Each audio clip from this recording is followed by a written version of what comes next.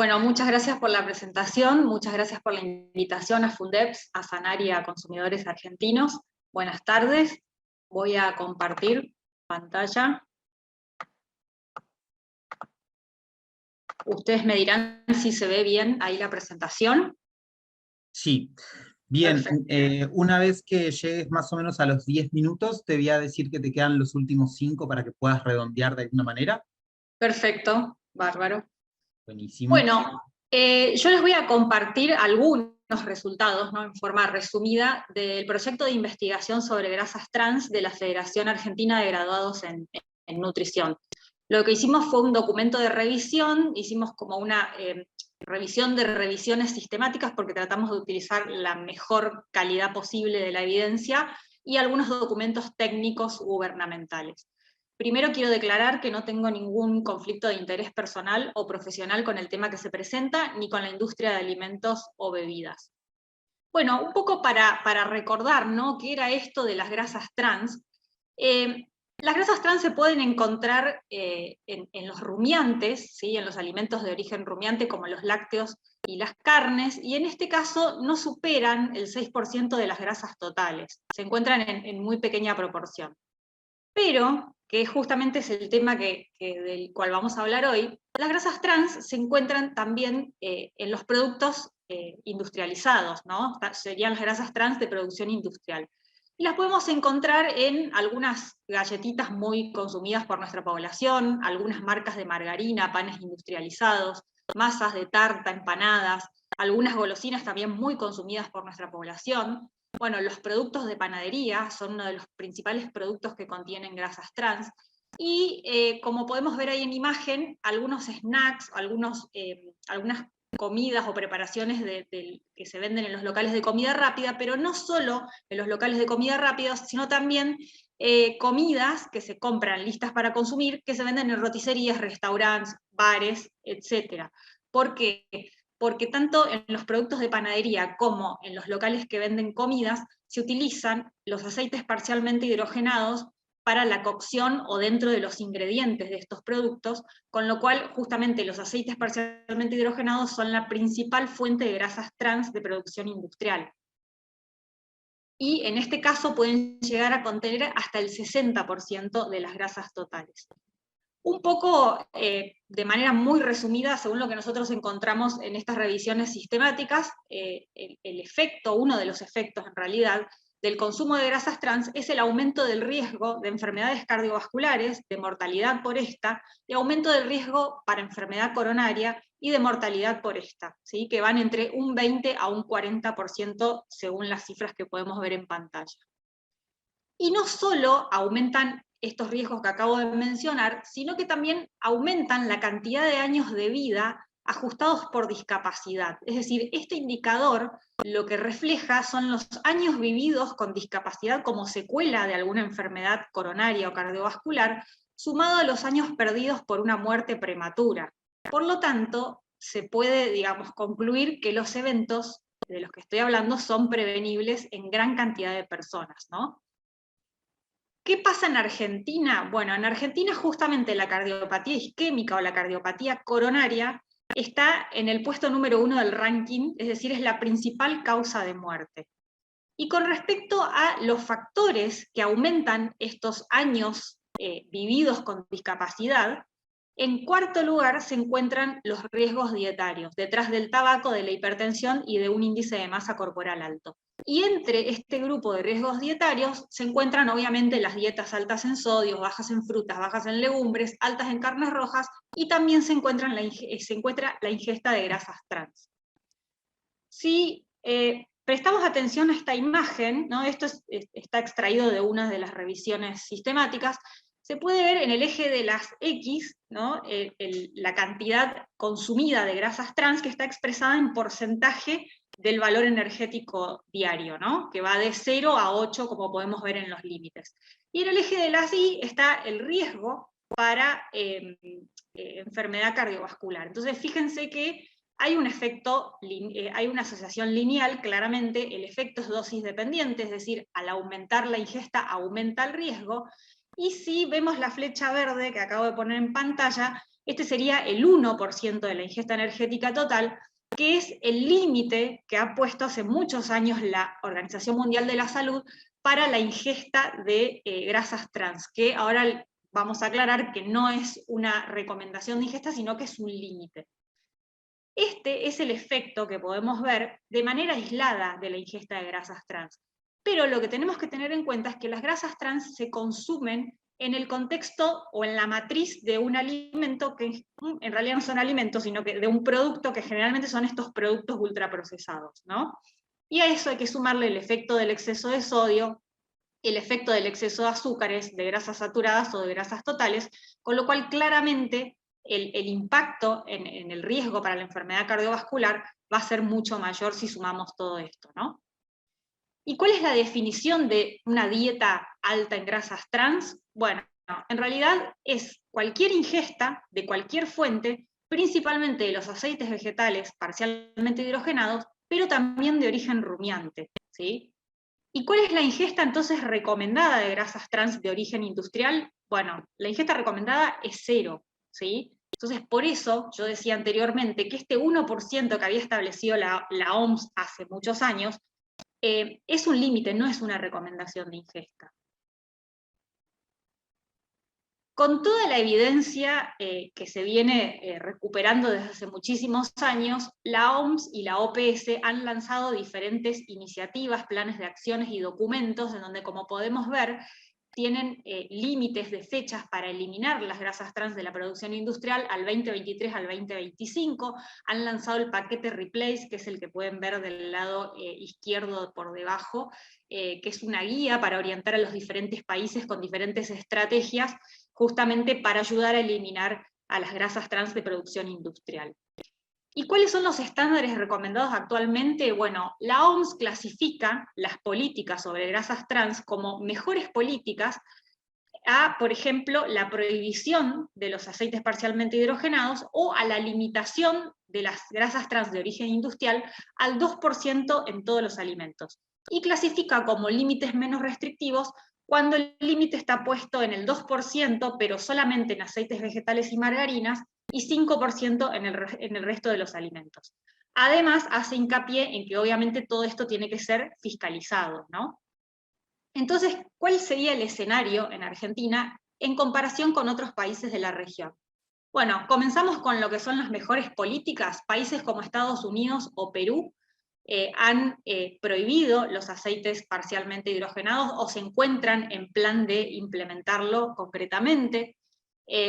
Brasil o Chile, han puesto el límite, han logrado poner el límite del 2% en todos los alimentos, o sea que acá estamos hablando de las mejores políticas, y de hecho Brasil tiene un proyecto formal para reducir ese límite al 0%.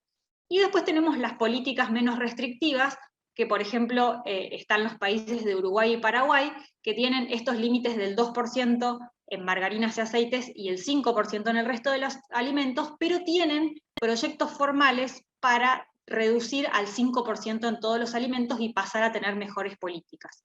Y acá estamos nosotros, junto con Colombia, en donde tenemos los mismos límites que Uruguay y Paraguay, pero aún no tenemos proyectos formales para mejorar los estándares en grasas trans.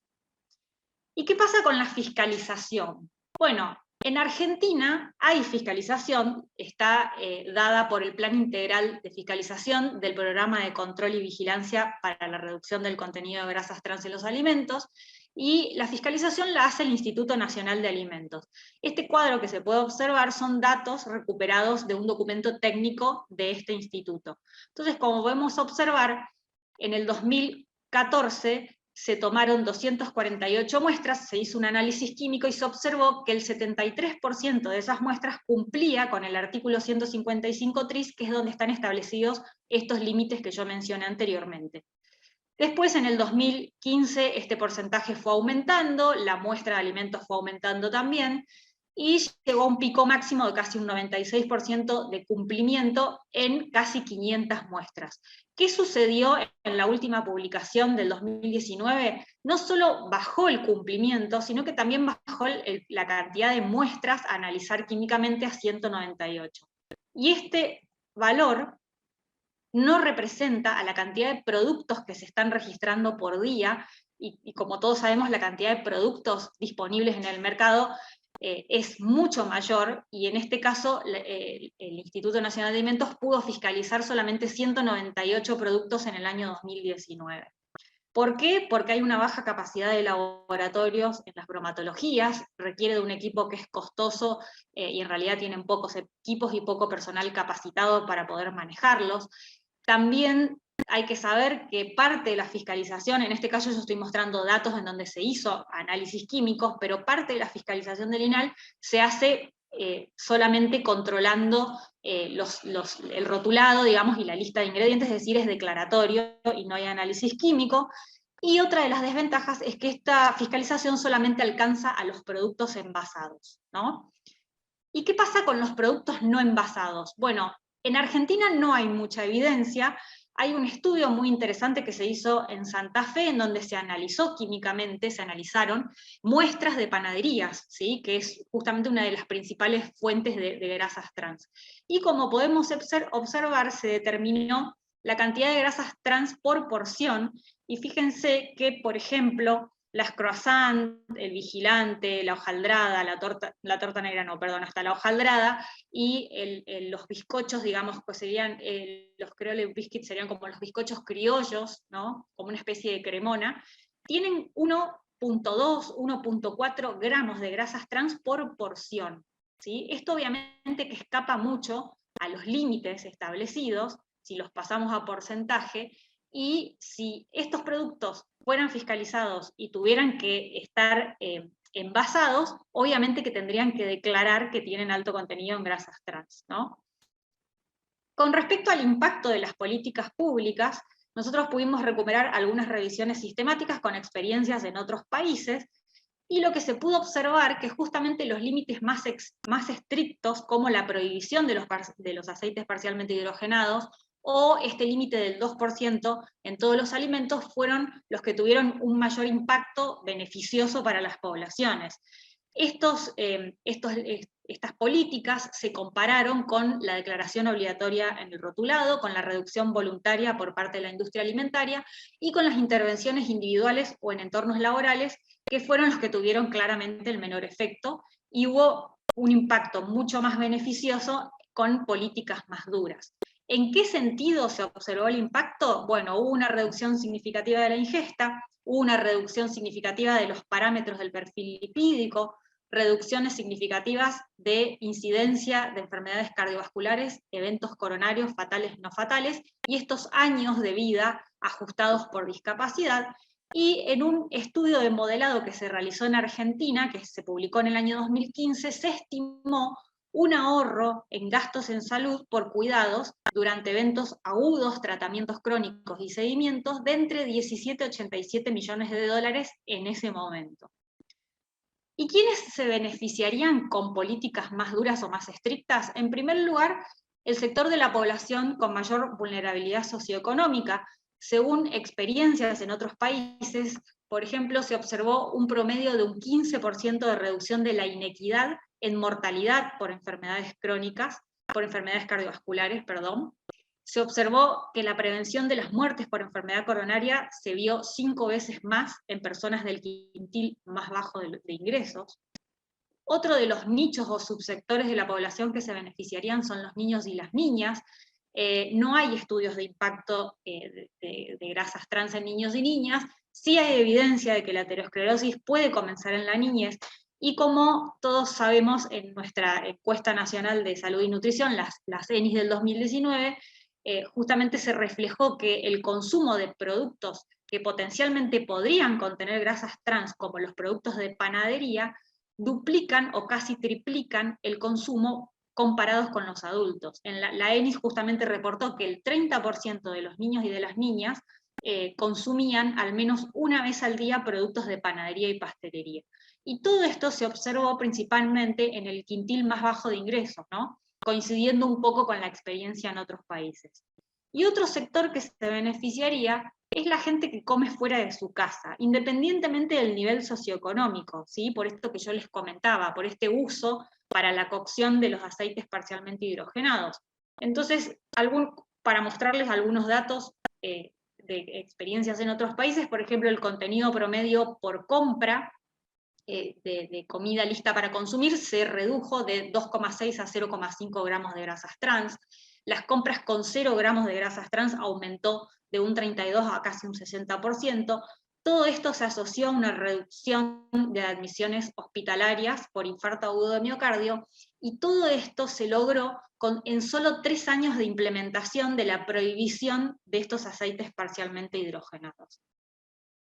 Cabe destacar que en Argentina, según la encuesta nacional de gastos de hogares, aumentó las compras, digamos, de comidas listas para consumir. Ya en el año 2013 habían aumentado un 153% para tenerlo en cuenta. Entonces, digamos, ¿cuál sería la situación actual y cuáles serían los interrogantes para este tema? En principio, bueno, Argentina fue pionera entre los países de Latinoamérica en la implementación de políticas sobre grasas trans, porque los límites que tenemos fueron establecidos.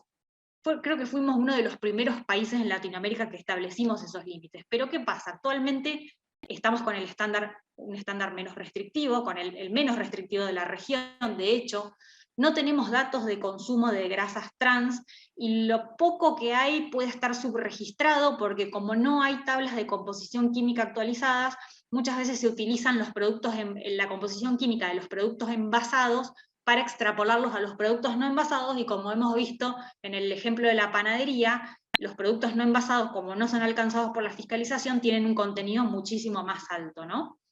Hay una gran variabilidad en el contenido de grasas trans, tanto en productos como en preparaciones, entonces eso también dificulta hacer alguna estimación, digamos, de consumo. Y como les comenté, la fiscalización se da en una reducida cantidad de productos envasados. Y queda el interrogante de qué pasa o qué va a pasar con aquellos productos o preparaciones artesanales y todos los que se venden en los locales de expendio de comida o en las panaderías. Otro de los interrogantes es el tema de los reemplazos, ¿no? Porque en el caso de que haya reformulaciones, de hecho ha habido reformulaciones de varios productos, en la mayoría de los casos se han utilizado las grasas saturadas, sucediendo, bueno, que pueden llevar sello ahora cuando se implemente la Ley de Promoción de la Alimentación Saludable.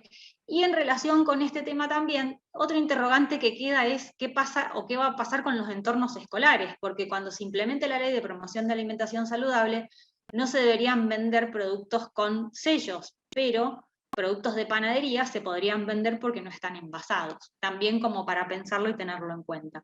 Entonces, por todo lo expuesto, el 1 de septiembre de este año presentamos desde las 5 organizaciones de la sociedad civil, PAGRAN, Consumidores, FIC Argentina, SANAR y FUNDEPS, una propuesta a la Comisión Nacional de Alimentos con el objetivo de mejorar los estándares de grasas trans en Argentina.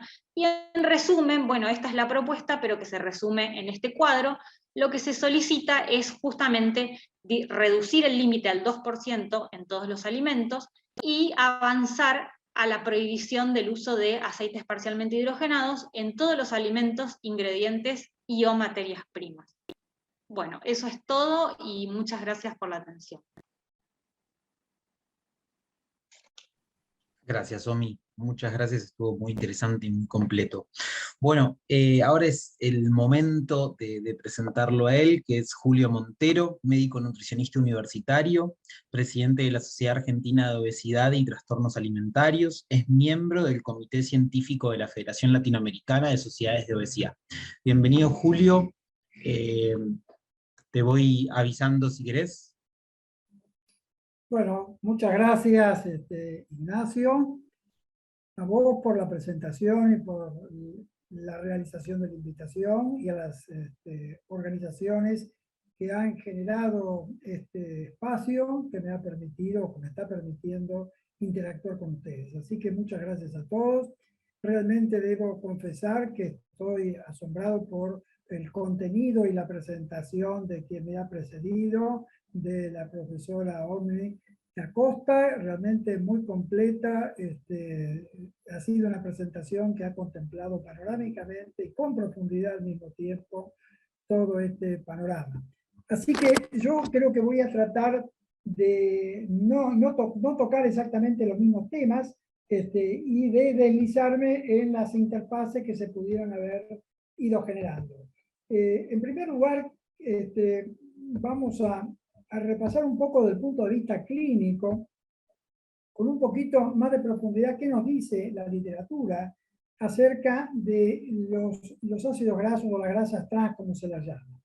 Uno de los hechos más documentados es su relación con la enfermedad cardiovascular, como bien ha sido presentado acá, con datos internacionales y también con datos nacionales, que no dejan lugar a duda que si a veces no existe una demostración causal estricta, por lo menos las asociaciones son muy fuertes y la mecanística que vincula la ingesta de las grasas trans con los eventos de salud son realmente confiables y conducentes. Las grasas trans han sido presentadas como un protagonista de la disfunción vascular, especialmente la disfunción vascular coronaria, que ha generado un aumento de la mortalidad cardiovascular, que es la principal causa de muerte en todo el mundo, tomando como una entidad global y en particular en la Argentina. Pero no solamente es la enfermedad cardiovascular, sino que también hay otros problemas de salud que aumentan la probabilidad de vivir con discapacidad. Y eso realmente se traslada a una población más débil, a una población enferma, a una población menos competitiva y más dependiente en un mundo donde cada vez los seres humanos estamos más exigidos para ser o para optimizarnos en nuestras funciones de la vida cotidiana. El aumento de la prevalencia de algunos cánceres, como por ejemplo el cáncer de mama, en determinados grupos de mujeres, no es poco, porque el cáncer se convierte en la segunda causa de muerte detrás de la enfermedad cardiovascular, y el cáncer de mama es la primera causa de muerte por cáncer en el sexo femenino. También la diabetes es otra de las asociaciones con la ingesta de la grasa trans, y algunas que de alguna forma no es que pasan menos desapercibidas, sino que son menos espectaculares, como son, por ejemplo, el hígado graso. El hígado graso, de alguna manera, es una transformación, una transición del tejido hepático hacia otro formateo histológico y funcional que es inducido por un efecto directo de las grasas trans sobre este factor que es el factor regulador de los esteroles, o sea, el factor regulador es la proteína 2 reguladora de la expresión de los esteroles, que de alguna forma estimula la colesterogénesis, y esto lleva al aumento de la colesterolemia, que ya ha sido mencionada en esta presentación, pero además promueve por un mecanismo molecular que todavía no está del todo bien aclarado, la producción del hígado graso. Y esto, de alguna manera, puede contribuir a la explicación de por qué no todos los que tienen hígado graso son obesos. O sea, que hay un factor alimentario que es independiente de la obesidad. Esto es un punto que no es para discutir en este ámbito, pero muchas veces la obesidad ha sido puesta como la causa primaria de toda una serie de males metabólicos que afectan nuestra calidad de vida. Sin embargo, tal vez antes, en un puesto anterior todavía a la obesidad, la alimentación puede ser que sea la causa de todas las causas. Así que desde el punto de vista clínico, nosotros los que trabajamos todos los días en la consulta con pacientes, vamos viendo cómo se puede explicar, no únicamente por las grasas trans, pero sí con gran responsabilidad por parte de las grasas trans, gran parte de la patología que estamos viendo. En esta revisión bastante actual del año 2017 de la gente, de los investigadores de Harvard, se repasa este tema que ya hace unos años, creo que este es un trabajo de Martín Catán, que fue publicado hace unos cuantos años, que correlaciona las cifras de colesterol total, de colesterol LDL y los riesgos atribuibles a la dislipemia aterogénica en relación con la ingesta de grasas y de carbohidratos y a cómo la sustitución alimentaria de un determinado porcentaje de un nutriente por otro produce una modificación en el perfil de riesgo cardiovascular.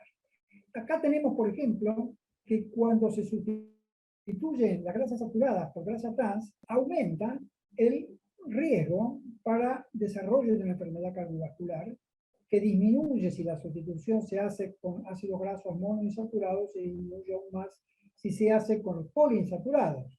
Pero, fijémonos que reemplazando grasas saturadas por carbohidratos refinados, o sea, por almidones, polisacáridos complejos, polisacáridos almidones, y por azúcar, el riesgo aumenta como, no en la misma magnitud, pero en la misma dirección que generan las grasas trans. Y acá tenemos, de alguna manera, un socio patológico o en determinada dirección de fisiopatología de la grasa trans, que son la glucosa ingerida de forma, digamos, cataclísmica en una alimentación hiperhidrocarbonada. Mientras que los carbohidratos asociados a fibra realmente tienen un efecto negativo. Cuando la sustitución se hace de los carbohidratos por las grasas trans, vemos que también aumenta el riesgo cardiovascular y que disminuye con las grasas saturadas, con las monosaturadas, con los poliinsaturados y con los de granos enteros. Esto nos permite entonces, desde el punto de vista nutricional, tener un panorama de las modificaciones del perfil de riesgo cardiovascular al cual se le atribuye que tiene su participación en la disfunción endotelial y en la producción de enfermedad arteriosclerótica, como en la producción también de muerte súbita. Ahora, cuando se analiza el consumo de grasas trans en función del número de muertes y en principio de mortalidad cardiovascular de causa coronaria atribuible a la ingesta de la grasa trans, vemos que de los 30 países que hay en este estudio, los primeros 15 explican el 80% de las muertes. Y tenemos, por ejemplo, a la cabeza los Estados Unidos con casi 100.000 muertes atribuibles a la ingesta de las trans, seguido por la India, realmente un país, digamos, relativamente vegetariano, por razones religiosas y culturales, pero que a pesar de ese vegetarianismo, que yo creo que es un vegetarianismo malentendido, pero de todas maneras tiene una alta mortalidad cardiovascular, seguida también, por ejemplo, de Egipto, de China, de Pakistán, que realmente tienen una cultura alimentaria que no es precisamente coincidente con la nuestra, pero que tienen por distintas razones una ingesta elevada de grasa trans. Entonces acá vemos que estos 15 países se llevan el 80% de la mortalidad estimada a nivel mundial. ¿Por qué es tan difícil perseguir a estas grasas saturadas? Porque son omnipresentes, están distribuidas por todos lados. De alguna manera esto me recuerda a los azúcares o me recuerda a los edulcorantes. Están distribuidas en casi todas las cosas que comemos, en particular aquellas que están industrializadas. Los alimentos, lo que realmente deberían llamarse alimentos, contienen estas grasas trans en cantidades prácticamente no patologizantes. Son cantidades mínimas y además su impacto sobre el metabolismo no es idéntico al de las grasas industriales. Pero fíjense que los shortenings, así también como las margarinas, todo lo que se utiliza para untar, tienen cantidades importantísimas de grasas trans. En menor medida la manteca, pero tenemos que, como nos explicó la licenciada Omni, lo tenemos omnipresentes en las pastas, en la pastelería, en la repostería, en las pizzas, en los congelados, están por todos lados. Realmente es como que es una invasión a nivel microscópico. Y nosotros como nutricionistas tenemos que estar atentos de no poner el acento tal vez en el lugar que menos impacto tiene. Y traje acá como un ejemplo el de las grasas saturadas, que realmente uno escucha que la grasa saturada, más allá de que es una discusión que creo que todavía lo tenemos que dar en la Argentina, pero más allá del concepto que se tiene sobre la grasa saturada, vemos que la principal fuente alimentaria de grasa saturada reside en este sector, que aporta el 35% de la grasa saturada de la alimentación y que realmente no son productos ni cárnicos ni lácteos, sino que son todo este conjunto de platos mixtos como las pizzas, los sándwiches, las pastas, los distintos arroces y las sopas. O sea, esto es la principal fuente de aporte de grasa saturada no constitutiva del alimento original. En cambio, el 15% corresponde a lo que acá se llama proteínas, que sorprende, ¿no? Sorprende porque acá habla de proteína, que es realmente una nomenclatura química, y en los otros grupos habla con nombre de clasificación de alimentos. Pero más allá de esta imprecisión, justamente los alimentos llamados proteicos son los que aportan la menor cantidad de grasa saturada. Y lo mismo ocurre con las trans, que están contenidas mayormente en este grupo que es indefinido y que ocupa calóricamente un alto porcentaje de la alimentación de la población. Finalmente, vemos cuáles son las políticas o los países que han implementado políticas para restringir o para prohibir directamente la existencia de las grasas trans en la alimentación de sus poblaciones. Acá tenemos que Estados Unidos y Canadá realmente han prohibido el uso de estas grasas. Nosotros acá en Anaranjado, junto con otros países de la región, Brasil, Perú, Chile, tenemos una restricción y también la obligación de expresarlo en el etiquetado. Otros lugares tienen solamente restricción, acá la vemos en amarillo, países del este europeo, y en la región acá de China, si no me equivoco, solamente se exige el etiquetado, pero no hay restricción, igual que en todas estas regiones que están en color blanco.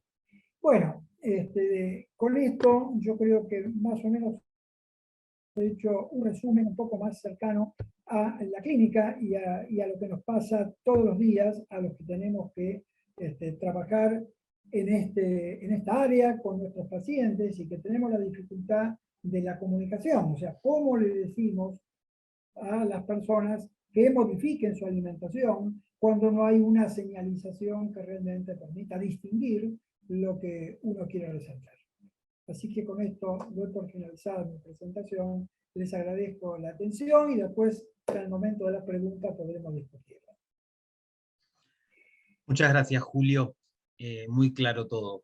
Bueno, por último es el momento de Adriana Contarini. Ella es licenciada en Tecnología de los Alimentos, docente e investigadora, con 25 años de experiencia en la transferencia de tecnología en evaluación sensorial de alimentos a industrias líderes del país.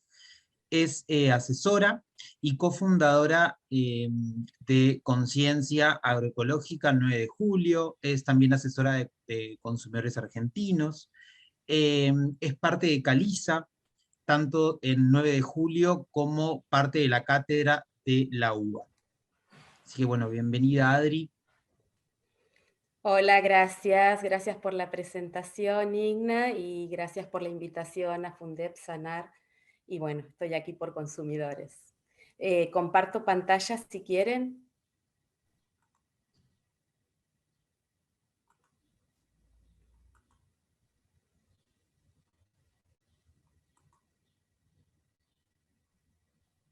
Perfecto, ahí se ve. ¿Se ve bien? Sí, perfecto, Adri. Bien. Bueno, perdón, voy a volver para atrás. Antes que nada, estoy tocando el mouse. Antes que nada, declarar que no tengo conflictos de interés, no recibo financiamiento de ninguna industria, ni alimentaria, ni de ningún tipo. Y voy a presentar los resultados del proyecto de investigación sobre los niveles de grasas trans en materias primas de uso industrial que realizó Consumidores Argentinos en el año 2020, en este año. Bueno, a modo introductorio ya un poco estuvieron hablando de lo que son las grasas trans. Básicamente son ácidos grasos insaturados que tienen dobles enlaces en la configuración trans. Puede ser que se me haya... ¿Ven la pantalla completa? Vemos la presentación en más chiquito, pero está bien porque ahora se ve mejor la imagen. Cuando está completa se ve distorsionada, así que lo puedes dejar así, está perfecto. Bien. Bien. Como dijo Omni en su presentación, proviene de dos fuentes, naturales rumiantes, que puede generar del 2 al 5% de las grasas totales, o industrial, o de origen industrial, que puede llegar a tener más del 50% del total de las grasas. Nuestra investigación se enfocó en este tipo de materias primas. Bueno, esto ya lo dije, el consumo de grasas trans debería ser menor al 1% del total de la ingesta energética, y la eliminación de los ácidos grasos trans de origen industrial de la cadena alimentaria para el 2023 es una prioridad de la OMS. Un poco para entender que nuestros alimentos tienen triglicéridos dentro del perfil de grasas, y es lo que consumimos cuando consumimos alimentos. Un triglicérido, básicamente, que vemos aquí a la izquierda en esta configuración tridimensional, es una percha de glicerol que tiene enganchados, digamos, tres ácidos grasos, tres cadenas de ácidos grasos que pueden ser distintas o pueden ser iguales. Por ejemplo, cada una de estas cadenas de ácidos grasos puede ser monoinsaturada, poliinsaturada o saturada. En este caso, en la figura de la derecha, tenemos un ácido graso monoinsaturado, como el ácido oleico, que tiene en su forma natural una configuración cis en el carbono 19, en el carbono 9, perdón, y los dos átomos de hidrógeno están alineados, con lo cual esto le otorga una estructura geométrica que permite una angulatura que hace que el punto de fusión de este ácido graso sea de 13 grados centígrados, con lo cual es líquido a temperatura ambiente. Cuando esto, a través de un proceso industrial, sufre, por ejemplo, un factor de procesamiento, como puede ser una alta temperatura por encima de los 200 grados, puede ser que se transforme en un ácido graso trans, el cual lo que hace es transversalizar los dos átomos de hidrógeno, por eso se llaman trans, y automáticamente cambian las propiedades físicas de este ácido graso, con lo cual el punto de fusión puede ir a 44 grados centígrados. Esto es algo que busca la industria alimentaria, es transformar algo líquido en algo semisólido o sólido, aumentando el punto de fusión, y esta estructura termina pareciéndose más a este último ácido graso, que es el ácido esteárico, en el cual el punto de fusión es de 72 grados porque es una grasa saturada. Esta estructura se parece más a la saturada. ¿Cómo se generan a nivel industrial las grasas trans?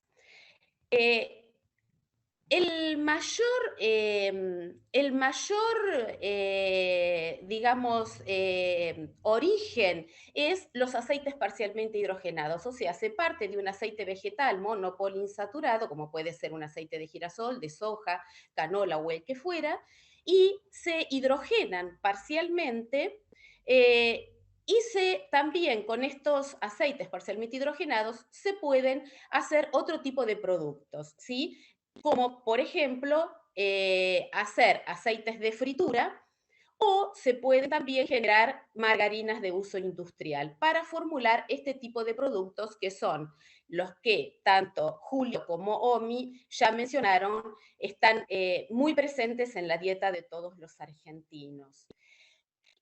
También estos aceites parcialmente hidrogenados se pueden utilizar para formular margarinas, y en este proceso de formulación de margarinas, según las condiciones, cuando se mezclan aceites parcialmente hidrogenados, aceites refinados y grasas animales, también se puede generar una X cantidad de grasas trans. Y por último, la refinación de los aceites en el proceso de desodorización puede generar de un 2 a un 8% de ácidos grasos trans. Voy a comentar ahora los resultados de la investigación que formó parte del proyecto del desarrollo de estrategias para la implementación de una política sobre ácidos grasos trans en Argentina, de la que participamos las 5 organizaciones que se mencionaron al inicio: Consumidores Argentinos, Fundeb, Sanar, FIC y FAGRAN. Inicialmente, la Fundación Interamericana del Corazón lo que hizo fue relevar el mercado de los aceites parcialmente hidrogenados en Argentina.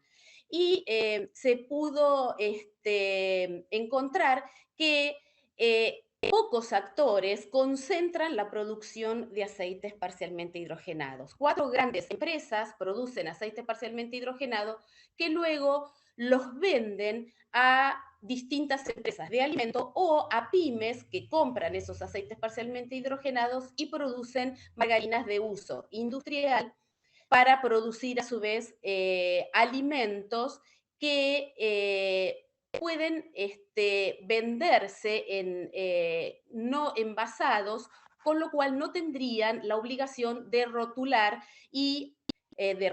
por ejemplo, la información nutricional, y con lo cual, digamos, si los vende una panadería, el consumidor está desprevenido con respecto al contenido de grasas trans que podrían contener. De estas 10 empresas, 2 grandes empresas estarían representando el 60% del mercado de aceites parcialmente hidrogenados. Está muy concentrado en estas 2 empresas, y el resto de las 8 empresas restantes representarían el 40%. Otra de las cosas que se supo es que no se importa, o sea, toda la producción de aceites parcialmente hidrogenados es local, se produce en Argentina, y se destinan estos productos que ya fueron mencionados, más a estas margarinas de uso industrial que son utilizadas por panaderías, caterings, restaurantes, roticerías y otros tipos de servicios como bares.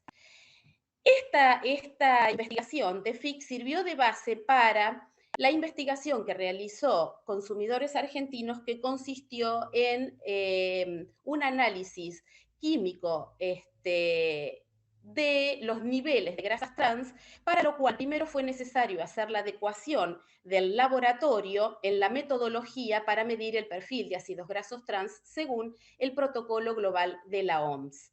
Una vez que esa metodología fue adaptada y aceptada por la OMS, se procedió a hacer el muestreo de 18 margarinas de 7 de estas empresas, que se compraron en distribuidoras mayoristas, o sea, no es de acceso al consumidor final, sino que la compran, como ya dijimos, panaderías y restaurantes, y vienen en porciones de 5 a 20 kilos, con lo cual fue necesario hacer un submuestreo y codificarlos y enviarlos al laboratorio para realizar el análisis químico y cromatográfico.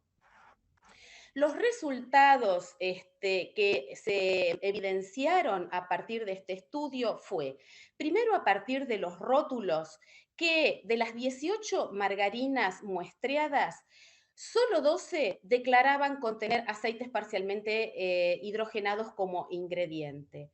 Solo una muestra declaró contener aceite de soja refinado y aceite de soja hidrogenado. Una muestra informó contener solamente grasas bovinas y manteca. Y 4 muestras eran blendings, pero no declaraban contener aceites parcialmente en sus rótulos. De estas 6 muestras, que representan el 33% del total de las muestras tomadas, todas tenían altos valores de grasas trans, aunque no declararan contener aceites parcialmente hidrogenados.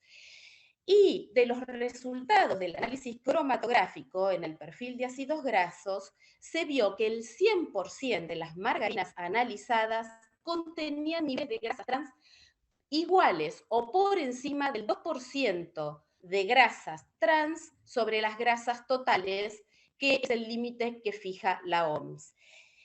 Y el 39% de las muestras presentaron porcentajes más altos de ácidos grasos trans que de cualquier otro ácido graso. O sea, las grasas trans eran el porcentaje mayor sobre las monoinsaturadas, las poliinsaturadas, y aún eran más altas que las grasas saturadas. El 61% de las muestras restantes tenían mayor porcentaje de grasas saturadas que de cualquiera de los otros ácidos grasos. En este esquema que nosotros representamos en orden creciente para facilitar ver, aquí sobre el eje de las X, lo que vemos es que las muestras están un poco, cada una de las muestras están identificando la composición de los ingredientes que tienen.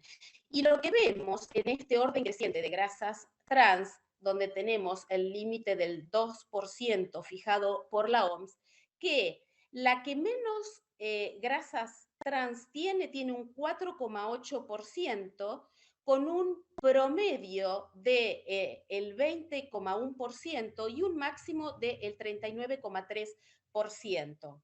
Las muestras que están más o menos cerca del promedio tenían en su composición grasas bovinas, manteca y aceites hidrogenados, no parcialmente hidrogenados. Y la otra muestra tenía manteca, aceite de soja refinado y aceite de soja hidrogenado. Tampoco declaraba aceite parcialmente hidrogenado, con lo cual vemos que no hay una correlación muy directa entre el aumento, el porcentaje de grasas, de ácidos grasos trans, con la presencia de aceites parcialmente hidrogenados. Sí que todas las últimas muestras presentan los valores más altos, sí estaban declarando parcialmente hidrogenados en su composición. Las muestras que menos ácidos grasos trans tenían manteca, interesterificados y parcialmente hidrogenados, y grasas bovinas y manteca. El promedio, entonces, en margarinas de grasas trans es 10 veces más alto que la recomendación de la OMS. ¿Cómo se traduce esto a los consumidores? En este esquema que realizó el grupo SANAR, vemos que si tomamos, por ejemplo, medias lunas compradas en una panadería que supuestamente puede hacer las medialunas con una margarina que tenga alrededor del promedio de grasas trans, consumiendo media luna producida con esa margarina, ya estaríamos superando o alcanzando la ingesta máxima recomendada por OMS. Las medialunas estuvieran realizadas con una margarina que tiene del 5 al 10% de grasas trans, con 2 medialunas ya estaríamos alcanzando esa ingesta. Y si las margarinas con que se hacen las grasas trans tuvieran el 2% de grasas trans, necesitaríamos 7 medialunas para alcanzar esa ingesta máxima recomendada por OMS, aunque estas 7 medialunas no serían recomendadas de consumir en un día, ¿no? ¿Qué implicancias tiene estos hallazgos?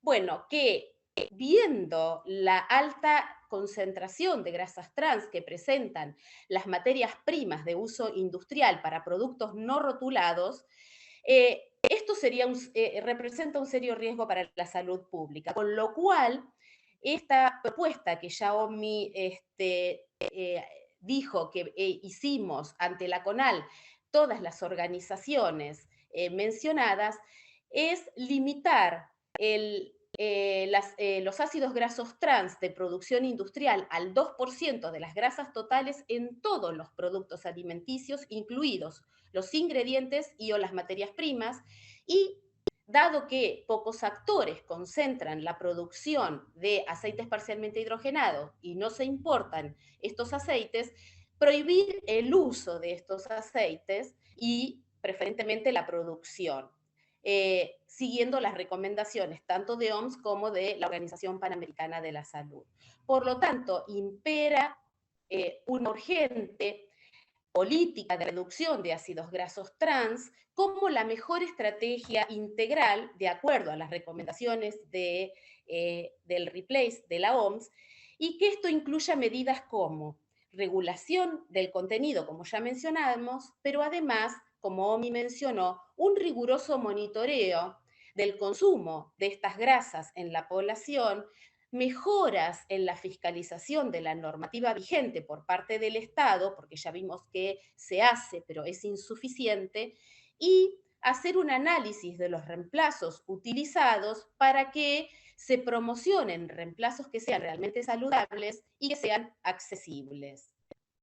Como conclusión, cabría destacar el rol de las organizaciones civiles que nos hemos unido para lograr también alianzas estratégicas con otras asociaciones, con universidades, con profesionales, para alertar a los ciudadanos y a las ciudadanas de los riesgos que se corren con estos productos ultraprocesados producidos con estas materias primas, que cabe aclarar, es la primera vez en Argentina que se hace un análisis de materias primas industriales, y estas alianzas que conduzcan a lograr una alimentación adecuada, suficiente, de calidad, y como decimos en las cátedras de soberanía alimentaria, que sea sana, segura y soberana. Bueno, muchas gracias. Gracias, Adri, por tu presentación y por todos los datos que son bastante alarmantes. O sea, uno cuando los ve, te escucha y ve nuevamente los números, realmente son alarmantes. Así que es importante compartirlos con todos los profesionales aquí presentes. Y bueno, ahora quiero como abrir un espacio a preguntas. Han estado, además de felicitando a todos los y las disertantes, han hecho un par de preguntas que creo que hay una en particular que creo que la respondió en la presentación Adri, pero me parece que está bueno aclararlo, ¿no? ¿El límite del 2% es sobre la porción o sobre los 100 gramos de alimentos listo para consumir? No, es sobre el total de materias grasas que contiene ese alimento. Cuando se hace la información nutricional, se puede hacer de dos maneras: sobre 100 gramos de producto o sobre el total de materias grasas de ese producto. Nosotros la tabla la presentamos sobre total de materias grasas un poco para comparar más fácilmente con el límite establecido por la OMS, que es del 2% sobre el total de materias grasas de cada producto.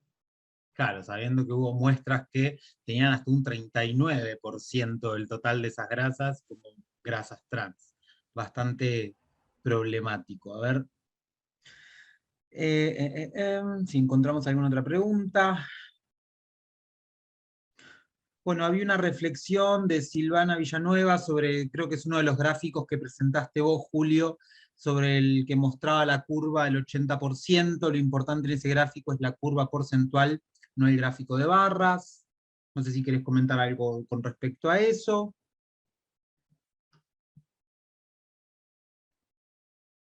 Bueno, les dejan saludos desde Perú y desde otras partes de la Argentina. También. Julio tiene el micrófono apagado, Está. Inna, y estaba contestando la pregunta. Claro, sí, Perdón. sí.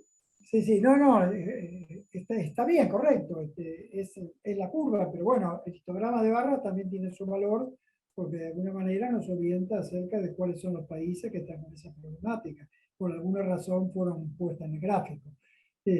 Obviamente que acá yo creo que el problema surge por donde lo menciona Adriana, estamos impregnados en grasa trans. El problema es la impregnación que hay. Todo lo que nos toca es grasa trans. Por donde lo que se ponga en la boca tiene grasa trans. Hasta los caramelos tienen grasa trans. O sea que de alguna manera es una cosa pegajosa, que es muy difícil sacársela de encima. Por eso es que de alguna manera hay que apuntar a quiénes son los productores, ¿no? La base, las empresas que producen esas grasas trans y toda la cadena de comercialización que o las disimula o los enmascara o de alguna forma trata de evitar que sean detectadas, ¿no? Lamentablemente tienen muy buen sabor y combinadas adentro de lo que es la estructura de un ultraprocesado son muy atractivas para los consumidores.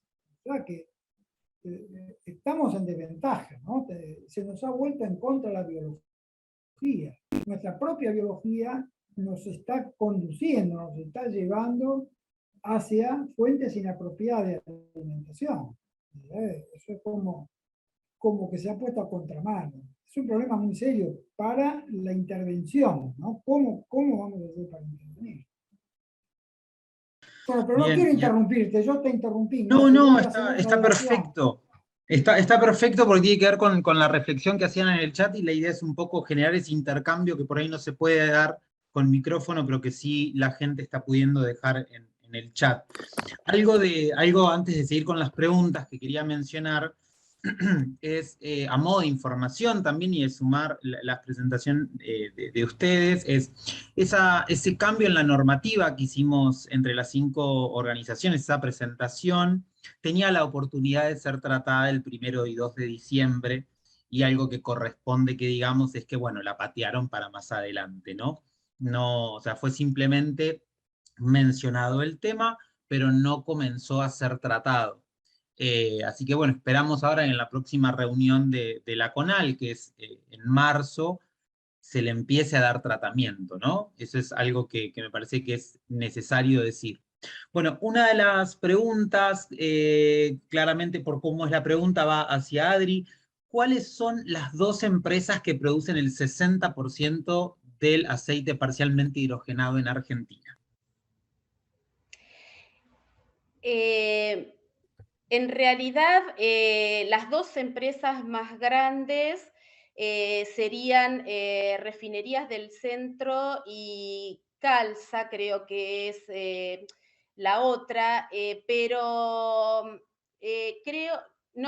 Refinerías del Centro compró Danica, que son las empresas que más aceite parcialmente hidrogenado producen. Ahora, creo que esa pregunta es mejor que la conteste gente de FIC, porque ellos fueron los que hicieron el relevamiento del mercado, pero nosotros preferimos no hablar de quiénes son las empresas, porque en realidad las 18 margarinas están representando el 100% de las materias primas de uso industrial que se están utilizando para producir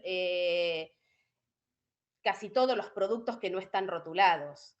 Hay montones de otras margarinas que van a productos que probablemente no estén rotulados y también están rotulados. Entonces, me parece que esta es una porción del mercado que no tenemos un market share, como digamos, no podemos decir representa todas las materias primas grasas que van destinados a la producción de procesados y ultraprocesados. ¿Se entiende? O sea, si bien estas 18 muestras están representando el 100% de una porción del mercado, no sabemos exactamente cuán grande es esa porción del mercado. No sé si me expliqué con eso. Bien. A ver. Bueno, por el momento no hay más preguntas. Yo no sé si alguien más quiere escribir alguna más. O alguno de los disertantes quiere expresar algo más, que sienta que quiera sumar o que no haya dicho.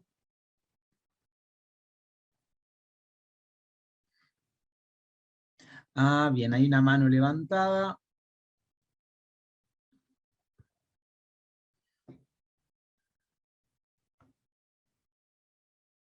A ver, Erika, ¿podés hablar ahí? Hola, ¿qué tal? Bueno, celebro el encuentro y la movida que se está haciendo. Y tenía varias preguntas. Me presento igual, soy licenciada en nutrición, soy especialista en calidad en la industria alimentaria, trabajo en el INTI como investigadora y soy también de la Caliza junto con Adriana, así que nada, tratando de consensuar personalmente la vida en sociedad, los alimentos y hacia una alimentación sana, segura y soberana, claramente, ¿no? Y bueno, las preguntas son varias y las tiro como para a reflexionar. Primero, bueno, Adriana, me gustaría saber dónde fue que se hizo los análisis de laboratorio y por qué especificás tanto la necesidad de adaptación por la OMS para poder tener claro con la trazabilidad que se ha hecho sus análisis. Esa sería como una pregunta que tengo así como para tener presente. Adhiero profundamente, hace más de 20 años que estoy en el INTI, adhiero profundamente de que deberíamos también trabajar en que las instituciones gubernamentales que hoy cuentan con información nutricional que se lo dispone solamente a los clientes, como ellos lo llaman, aunque trabajo en el INTI, creo que trabajamos para la ciudadanía y no para un cliente. Esa información nutricional hoy se pierde y es necesario para tenerlo en las bases, eso lo hemos hablado también incluso con OMI en algún momento. Bueno, nada, eso primero saber respecto a por qué la adaptación y dónde se hizo los análisis. Segundo, preguntar si se hizo, o sea, en el año 2012, bueno, todos los que estamos acá sabemos que se hizo una modificación. Las empresas tuvieron tiempo hasta el año, creo que hasta el año 2012, para adaptarse a determinadas modificaciones y que los ácidos grasos hidrogenados que hoy se obtienen en su composición no son en su totalidad trans, sino que han modificado sus métodos de obtención. Eso es lo que por lo menos hasta el año 2012 se trabajó desde el INTI. Coincido plenamente en el control y la regulación del Estado que no se realiza. Después quería preguntar, por ejemplo, a Montero, cuando hace esa evaluación del consumo de grasas trans, si también incluye, por ejemplo, las grasas trans que están demostradas que son beneficiosas, que son las que son aportadas por los lácteos. O sea, esa fue una de las grandes discusiones en el 2012, la industria láctea o los tambos, la leche, digamos, naturalmente contiene ácidos grasos trans que si la naturaleza lo da, no creo que sean los causantes de poder meterlos en un todo, ¿no? O sea, creo que en grasas trans hay que limpiar el polvo de la paja, y creo que estas cosas, estas movidas que ustedes están presentando me parece interesante para apretar y que se controle y se regule más. Pero digo, voy a ponerme a investigar más en la parte técnico hacia adentro del INTI, qué es lo que puedo rescatar respecto a qué está haciendo la industria hoy, así como Adriana y ustedes, si las 5 organizaciones lo han hecho, a ver qué obtenemos, pero por lo que yo tengo entendido, las industrias, no todas, o sea, muchas se han modificado y han podido adaptarse a estos cambios y otros claramente no. La pregunta principal, insisto, es para Adriana respecto a esto, como le preguntaba, cómo fue que se hizo el análisis y si en algún momento la clasificación de las trans que se hizo sobre las mantecas, los productos de origen animal, fueron separadas, disgregadas en el análisis o fue puesto todo como igual que grasas trans. Gracias, discúlpame si fue muy larga toda la aclaración. No, está bien. Adri. Sí, hola Eri. Gracias, Adri. Nos encontramos. Después tenemos una charla nosotras sobre grasas trans y a ver si las grasas de rumiantes son sanas o no. Bien. Bueno, la parte nutricional ahí la vamos a debatir fuerte. Después me meto Dale, yo, dale. Adri, si querés. Claro. Dale, Igna, dale, te doy la palabra. Porque ya tuvimos esta discusión interna entre las organizaciones, no te creas. Sí, me bueno, imagino. Con respecto a lo del laboratorio, yo estuve en contacto también con el INTI, vos sabés, para ver si ellos podían también adaptar sus metodologías al protocolo OMS. Y justo me dijeron que estaban adquiriendo un nuevo cromatógrafo y que en este momento no estaban con el tema de la pandemia y de las restricciones en condiciones, pero que estarían dispuestos en un futuro, con lo cual la verdad que estaría muy bueno. Ese es un proyecto que tenemos de que los laboratorios públicos adapten su metodología. ¿En qué consistió la adaptación de la metodología? Básicamente en dos cosas, en varios puntos, pero las dos ¿Pero cosas se hizo más acá en importantes. Argentina? Eso te pregunto. Sí, claro, sí, se hizo en un Mar del laboratorio Plata? privado, perdón. Eso era. Sí. Sí, se hizo el Farestalle en el laboratorio de Mar del Plata. Creo que en la presentación lo decía, pero no sé si yo lo mencioné, perdón. Pero capaz que no lo leí y yo no lo entendí. Como dijiste la adaptación de la OMS, dije capaz que fue para otro lado, entonces no lo entendí. Está bien, está bien. En realidad lo que ocurrió fue que había un vínculo con ese laboratorio por trabajos previos, con lo cual fue el primero que se contactó. Cuando yo me sumé al proyecto ya estaba ese laboratorio contactado, que tuvo muy buena disposición para hacer la inversión, porque es una inversión costosa. ¿Por qué es costosa? Sí. Porque había que adquirir una referencia que es un estándar interno, que es el carbono 21, es un ácido graso metilado que es un patrón primario. Digamos, es un patrón primario, exactamente. Se usan también otros patrones como referencia, que los usan casi todas las empresas en Argentina, que son un patrón de referencia para saber el perfil de ácidos grasos, cuál es la composición en calidad y en cantidad, pero esta modificación de adquirir el patrón, la referencia interna del carbono 21, hubo que importarla, con lo cual hubo que esperar varios meses, porque la importación tardó por este problema de la pandemia. También un experto de la OMS recomendó modificar el método de extracción de la materia grasa, que era por Soxhlet, lo pasamos a otra metodología que es mucho más rápida y más sencilla, que mejora la calidad de los ácidos grasos y,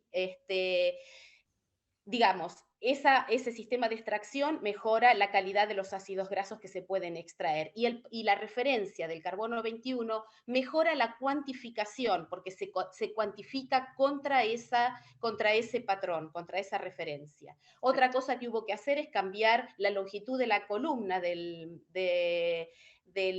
cromatógrafo de gases, digamos, el perfil de ácidos grasos se determina a partir de una cromatografía en fase gaseosa con un detector de ionización de llama, y la columna hubo que cambiarla por una columna más larga que permite una mejor separación en la zona crítica, que es la del carbono 18, precisamente los que yo mostré, que es la zona de la región del oleico, el ahídico, y O sea, para no donde hay ponerme... más superposición de trans.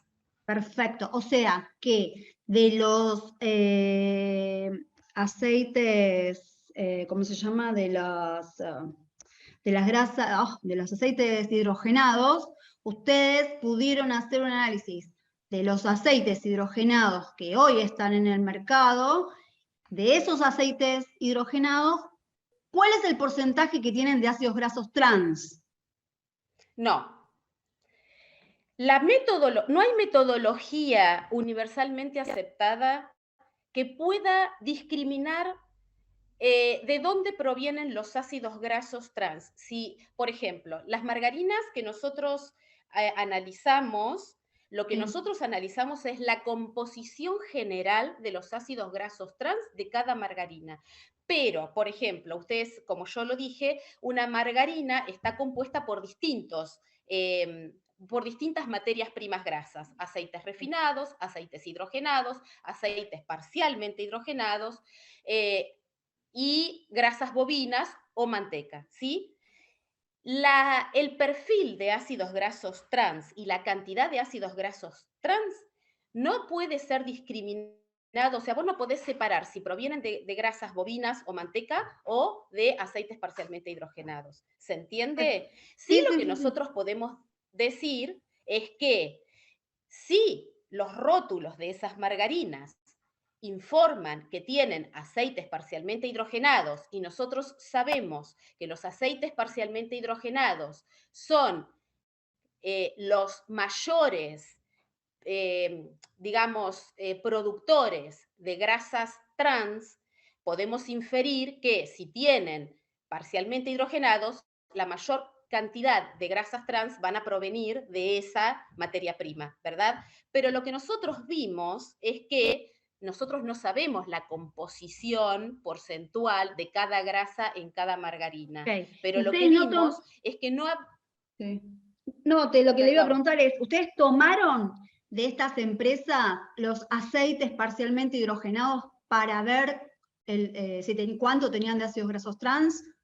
Pregunto porque digo, si se supone que hasta el año 2012, suelo ser un poco ingenua también, si hasta el año 2012 ellos tuvieron que modificar los procesos de obtención de esos ácidos parcialmente hidrogenados para que haciendo procesos con menor temperatura para que lo obtenido tenga bajo contenido de ácidos grasos trans, digo, no podemos inferir que el 100% de esos aceites son ácidos grasos trans. Si tenemos la posibilidad de hacer un análisis, estaría bueno. Si es que no se hizo. Eso es lo que digo. A ver, nosotros no tuvimos acceso porque es muy cerrado el mercado, o sea, las industrias, este estudio de mercado lo hizo FIC, por eso te digo, ellos podrían tener una mejor respuesta con respecto a la proporción de mercado, pero digamos, vos no podés comprar aceite parcialmente hidrogenado solo, ¿sí? Lo que nosotros, es bastante cerrada la industria para compartir la información de a quién le vende, cuánto produce, cómo está compuesta la margarina que produce. Digamos, ese dato no se tiene, de hecho no hay registros, ni siquiera estadísticas nacionales de los ministerios ni de producción, ni de salud, ni de nada, ¿no? Con lo cual, ese dato que vos decís no se tiene. Claro, incluso déjame sumar, Adri, que un poco lo que se infiere es que hay una producción interna en aquellas grandes empresas que no necesitan terciarizar o salir a comprar el aceite parcialmente hidrogenado, sino que lo producen en sus propias plantas, entonces tampoco se ve una comercialización del mismo. Se habla de un movimiento, una producción anual de 9 toneladas. Sí, igual... 9.000. 9.000 toneladas. Perdón, entre 9 y 10.000 toneladas año.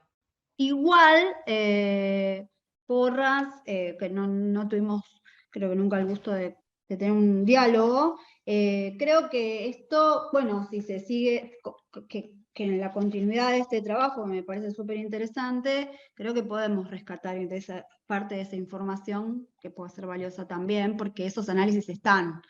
Y como dice Adriana, coincido, que es lo que venía diciendo yo hace un rato, que hace 20 años que intento que el INTE y todas las informaciones nutricionales que, como digo yo, las tira en una computadora, vayan a las bases nacionales, claramente. Pero bueno, es una concepción que hasta el día de hoy no hubo una intención de que eso suceda, ¿no? Ya sabemos todos los que estamos en nutrición que las tablas de USDA están llenas de información, desinformación, o como querramos decirlo, pero tienen algo y nosotros no tenemos nada.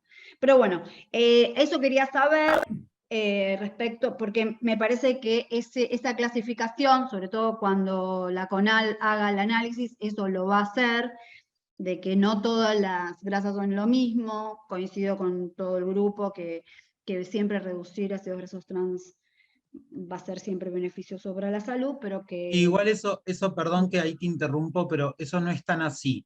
Cuando uno lee el replace, las recomendaciones sobre grasas trans es sin importar origen. El 1% es el total de ácidos grasos trans y no hace foco en el origen de esas grasas trans porque afirma que no hay diferencia en el impacto en la sangre, sea cual sea el origen. Entonces, entendemos que el mayor consumo puede ser proveniente de grasas trans de origen industrial, pero a ciencia cierta lo que se afirma en el replace es que el 1%, que es el tope, el límite, como bien explicaba Omi, no una recomendación de consumo, sino un tope máximo en su recomendación, es sin importar el origen. Puede ser de origen rumiante o puede ser de origen industrial. Entendemos que el mercado, por cómo está, hay mayor presencia de origen industrial, y en este estudio que hizo Consumidores Argentinos pudo llegar, incluso pudo comprobar eso. El problema, básicamente, cuando uno lo entiende, puede dividir el mercado en dos, en aquellos productos empaquetados y en aquellos productos no empaquetados. Cuando fuimos a relevar los empaquetados, vimos que hay una declaración de los productos, o sea, una inscripción de los productos meramente declaratoria, no hay un análisis químico que respalde lo que declaran los productores de alimentos, una fiscalización que, como bien comentó Omi, es un tanto cuestionable, por dejarlo ahí, por más que sí se hace y se viene haciendo hace un par de años, es insuficiente o resulta insuficiente. Y por otro lado están aquellos productos comercializados que se relacionan o que se elaboran, quiero decir, con materias grasas que se venden de industria a industria y que son productos que no son alcanzados por ni siquiera las cuestiones básicas de un etiquetado, como darle información nutricional, lo que hace que los y las consumidoras tengan menor información, sobre todo, o menos poder de decisión sobre su consumo. Entonces, de ahí es medio como radica un problema que podemos ramificar en empaquetados y en no empaquetados, entendiendo que el estudio que tal vez hizo focalizado Consumidores Argentinos pone el énfasis en las materias grasas que se venden de industria a industria, no aquellas que podemos encontrar en una góndola de supermercado, sino en aquellas materias grasas que se venden, por ejemplo, a panaderías y pastelerías, o a casas fabricadoras de masas de empanadas o de tartas.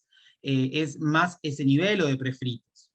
Es ahí el grado de complejidad, y ahí obviamente también, en base a esto, de alguna forma abona la importancia que tiene de que se trate el tema. O sea, si vamos a cuestiones de origen, no hay diferencia. Sea rumiante o sea industrial, la grasa trans es perjudicial para la salud. Si me permitís aportar, capaz que Julio puede mejorar esto en cuanto a que por ahí la idea que vos tenías, Erika, con respecto a la diferencia entre las grasas trans provenientes de rumiantes y las de aceites parcialmente hidrogenados, que eran más sanas las de rumiantes, proviene de de algunas investigaciones que asociaban las grasas trans de rumiantes con los ácidos grasos conjugados, con los CLA, que algunos los consideran pero muchos de saludables, esos, y bueno, algunas teorías muchos de esos estudios no sé si son, Julio. muchos de esos estudios están relacionados con suplementos de aceite de cártamo. O sea, ni siquiera se pueden traspolar a el CLA proveniente de rumiantes, sino que muchos de esos estudios están basados en aceites de cártamo, de origen vegetal. Bueno, yo igual le quería aclarar a Erika eso, y la otra cosa que le quería aclarar cortita es que sí, en el estudio en la investigación de mercado que realizó FIC, algunas empresas, o sea, nosotros no relevamos todas las margarinas del mercado, algunas empresas ya habían dejado de producir aceites parcialmente hidrogenados y estaban en los procesos de reconvertir los sistemas productivos utilizando otros reemplazos. Que bueno, yo ya tuve una presentación en la que hablé de los reemplazos y habría que discutir cuáles se consideran saludables. Total. Bueno, sí, es para seguir el debate en algunos temas. Así que, pero bueno, muy interesante, me encantó todo, muy bueno. Así que en lo que podamos colaborar y trabajar, acá estamos también. Gracias por tu participación. Ya me mencionaron en 2 oportunidades con este tema, si estamos dentro del límite de tiempo. Quería decir que, bueno, yo creo que dentro de este contexto, de este marco, no es posible tener respuestas como categóricas respecto a lo biológico. Uno tiene que manejarse con generalizaciones, y ahí me parece que la opinión de la OMS, que fue la que nos tradujo Ignacio, es la más coherente. O sea, más allá de matices que tienen las diferencias entre las distintas grasas trans entre sí, la generalidad es que la mayoría de ellas producen una determinada modificación metabólica. Posiblemente en la leche estas grasas trans tengan otro sentido biológico, porque la elevación del colesterol, LDL, de alguna manera puede ser necesario para el desarrollo neurológico del bebé. O sea, que en una especie, digamos, en un momento evolutivo distinto de la especie, la elevación del colesterol LDL puede ser buena para la neurogénesis y puede ser conveniente, porque en definitiva, todas estas grasas son señales biológicas, son señales entre el ambiente y el genoma, donde el genoma reconoce que hay en el exterior y de alguna manera adapta su modificación a ese mensaje sobre la menor armonía posible. Ahora, en un contexto donde hay una sobreabundancia de esta señalización de grasas trans, fuera del contexto biológico, bueno, todo suma, y aunque la participación de las grasas saturadas, de las grasas trans de tipo animal es minoritaria, de alguna manera uno trata de evitar la carga de eso. Entonces, bueno. Exacto. Bueno, a eso me refería. Exacto, yo no quería, no soy, claro, parte de la presentación y parece que estoy monopolizando, pero o sea, esto es lo que yo, como, o sea, medio complicado explicarlo a la brevedad, pero soy de las personas, bueno, de los profesionales que adherimos a una alimentación sana, segura y soberana, y dentro de los alimentos sanos están incluidas las carnes, porque políticamente, geopolíticamente, bueno, nada, toda una movida que demonizar determinados alimentos a mí me hace ruido. Y como muy bien dice el doctor, en algunos momentos biológicos, la leche y los productos de origen animal son necesarios y no es siempre todo lo mismo. Pero ¿sabes lo que pasa, Erika? Acá lo que pasa es que uno tiene que definir cuál es el campo en el cual vamos a trabajar, porque si no todos podemos tener razón diciendo cosas que son opuestas, según como decía Atahualpa Yupanqui, las cosas se ven del lugar que se miran. Entonces, si uno tiene una lectura, puede llegar a todas conclusiones válidas que son contradictorias entre sí. Por eso que hay que definir muy bien el campo de estudio y ver qué es lo que queremos, a dónde queremos llegar con este tipo de intervención. Y yo acá me voy a animar a decir algo que yo sé que es explosivo y que va a generar un poco de malestar, pero realmente tenemos un sistema de comunicación entre nosotros, un sistema de análisis que nos está conduciendo a este tipo de callejones sin salida, a este tipo de discusiones, que es el análisis de la alimentación a partir de moléculas, de componentes individuales. Porque cuando el componente está incluido dentro de lo que es el alimento que lo lleva, ese componente a su vez está regulado por otros elementos reguladores y los efectos no son los mismos. Totalmente, somos un todo. Lo analiza. Entonces uno dice, bueno, fenómeno. Nosotros tenemos, por ejemplo, para dar un ejemplo que va a poner contento a algunos, que la leche tiene oligosacáridos que están dirigidos, por ejemplo, para alimentar la flora intestinal, o sea que no son absorbibles por el humano que los consume, sino que están dirigidos a mejorar la flora intestinal para poder generar el mejor desarrollo del bebé. O sea, con esto estamos diciendo que no es lo mismo el ácido graso analizado afuera del alimento que metido dentro del alimento, porque el efecto puede ser distinto. Entonces estamos con un sistema de comunicación y de análisis que es defectuoso. Por eso hace años que estamos siempre discutiendo y revolviendo y dando mismas vueltas con este sistema. Y a mí me parece que estamos en la antesala y en la bisagra de un cambio sustancial que viene de la mano del sistema NOVA, que no es para tratar acá, pero que realmente en algún momento hay que empezar a incluirlo esto. Porque eso, Porras, hay que presentar en la CONAL. Si nosotros seguimos hablando con la nomenclatura antigua, con toda una estructura de entendimiento y de análisis antiguo, siempre vamos a llegar a los mismos puntos, ¿no? Totalmente. Seguir avanzando. Entonces, totalmente. creo que la nutrición se tiene que dar esta discusión, ¿no? Y quería aclarar lo que dice una colega, una compañera ahí en el chat respecto a la leche humana, que es para el bebé, eso estamos todos de acuerdo, sobre todo los nutricionistas. Tener presente que la leche humana tiene ácidos grasos trans, entonces a eso me refiero, que tiene ácidos grasos de todo tipo, y no estoy a favor de las grasas trans, por favor que quede claro.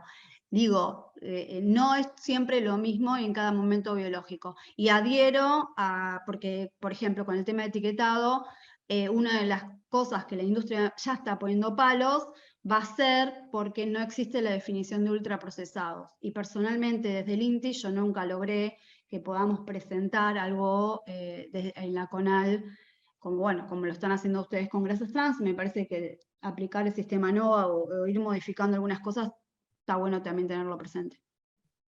Nada más. No quiero entrar en la discusión respecto a si la leche de vaca es buena para el humano, para el no humano. Me parece como por que eso.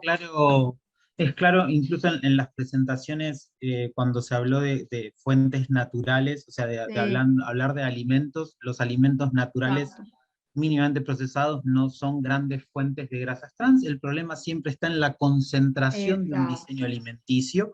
Cuando se extrae la grasa de un músculo vacuno, se refina y se introduce en un ultraprocesado, o cuando se hidrogena un aceite de origen vegetal, se forma el aceite parcialmente hidrogenado y también se concentra dentro de un diseño alimenticio o de una materia grasa que va a terminar siendo parte de un diseño alimenticio. Así que bueno, para finalizar, les quiero agradecer a los y las disertantes por esta participación, que fue súper enriquecedora para todos y todas las presentes, y bueno, cerrar el año deseándoles que lo terminen de la mejor manera. Seguramente el 2022 no va a seguir trayendo el tema de grasas trans, porque vamos a estar ahí de alguna forma monitoreando que este tema se trate en la CONAL, con la rigurosidad que merece, para que realmente podamos tener una alimentación segura y soberana. Así que bueno, nuevamente les agradezco, y quiero agradecer a la organización de este evento, sobre todo a los equipos de comunicación de Fundeps y de Sanar, que estuvieron haciendo como toda la parte, digamos, de la estructura y las gráficas que vieron en redes y demás, así que les agradezco mucho a las chicas de comunicación, y bueno, nos vemos pronto. Muchas gracias y buen año para todos, que terminen bien y gracias, Igna, y a las chicas de Fundeps. Muy bien, un abrazo para todos los compañeros de la mesa y todos los que asistieron a esta reunión, que la hicieron muy agradable, entretenida, instructiva. Salí muy beneficiado, aprendí muchísimo. Así que muchas gracias por la invitación. Bueno, saludos para todos, para todas, y que empiecen excelente el 2022.